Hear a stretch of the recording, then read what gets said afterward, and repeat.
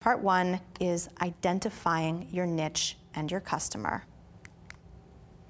I'm going to dive right into a sort of interesting eMarketer quote that I found. It was actually a really interesting study. And what it said was this: 80% of marketers begin with tactics instead of goals. So everyone taking this is a marketer, everyone online. And I think that because we're so overwhelmed, there's Twitter, there's Facebook, there's Pinterest, there's LinkedIn, you're supposed to use all these things, there's different rules for each one. They all actually look really elegant and simple. Twitter, easy, 140 characters. It's not that easy. Facebook, simple, it's blue and white. It's not simple at all. So I think, especially if you read marketing blogs or read marketing books about these topics, you can get really caught up really fast in the tactics. That has nothing to do with what you're really doing on social media, which is the goals.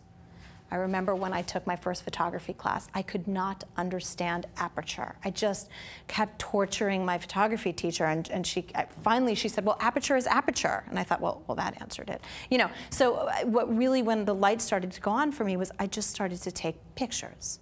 And then you could sort of reverse engineer that. So what you want to do here is really look at goals and don't get so caught up. Yes, the brass tacks are coming in the next 2 days, but what I'm going to work on is the 30,000-foot view. We're going back, and we're going to talk about goals and niche. So niche or niche, we've been having an argument for 2 days now all over the Creative Live site about this, is not as easy as you think. And the cool thing about the internet, there's 200 million blogs. Your niche could be anything you want. It could be midget breakdancing, and we could find blogs about this. And this is the business that I am in. I'm in the extreme niche marketing business. And the more niche you can get, and the more you can become known in that niche, the more success you will have. Again, as a creative, we want everyone to like us. But the truth is, you don't need everyone to pay you. You only need a specific, small, focused niche.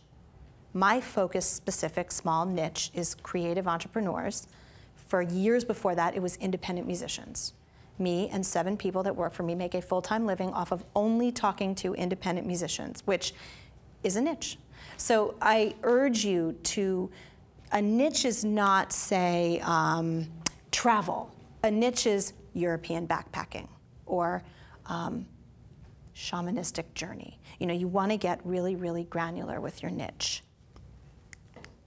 So these are niches that I have at my agency. We've actually run entire campaigns around each and every one of these bullet points that you see here. And I wanted to share them with you because I think it will get your mind going about what your niche could be. Now, you want to have a primary niche, obviously, but there can also be a secondary niche. So you don't have to choose just one and go crazy on that. Your archetypes, which will be later in the day, you'll have a primary, a secondary, and maybe even a third one. So you can be flexible here. So you can be the photographer who is also gluten-free. So you can pull things into your niche. My niche is coaching independent artists, but I happen to love cooking and eating. So I post stuff on my blog that has to do with that. And I have a cat, and I rescued her. So animal rescue is part of what I talk about. Do people come to me because I'm the animal rescue girl? No, but it's an interesting part of who I am, and it's a niche that I'm passionate about. Causes, charities, lifestyle, these are all wonderful things that you can do for your niche. You can add any of these niches on top of your primary platform. So you want to definitely get thinking about how to find it, what it is, and what resonates with you. What are you passionate about?